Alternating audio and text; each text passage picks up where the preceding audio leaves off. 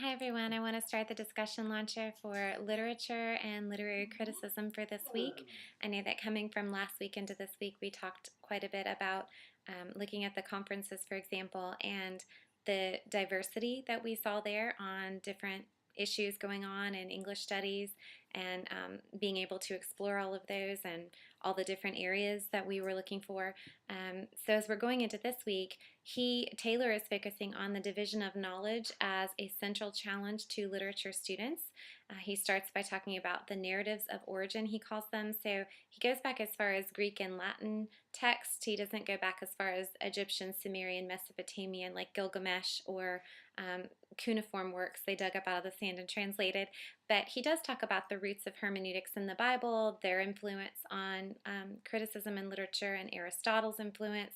He gets a lot into new criticism and talking about how that helps students to form a close reading, but it can also give them a false sense of truth. To boil a poem down, for example, to one line or a few core truths can give you a comfort, perhaps, but not necessarily a realistic feeling for how we can understand literature.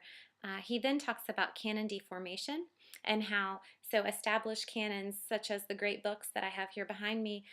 He talks about how Heath, Norton, Longman, these were all texts that had these established canons, and he's looking at opening those up and saying that works fall in and out of fashion, that that's not really true, that there are established canons in stone, that reading closely, again, he readdresses new criticism, reading closely is valuable, and that can be taken into the challenge of interdisciplinarity, that students of English and professors can all use that to, instead of create chaos, to create unity and having these deep core discussions and have medieval and American and British literature with modern all under one roof.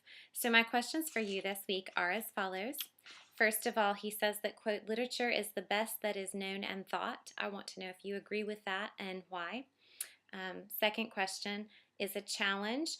The challenge is not just to appreciate what is best, but defend the principles of judgment. I want to know if you believe that's true for us and why. My third question for you is, what makes Shakespeare or any other author great? Um, and, and explain that for us. Thanks. Have a great week.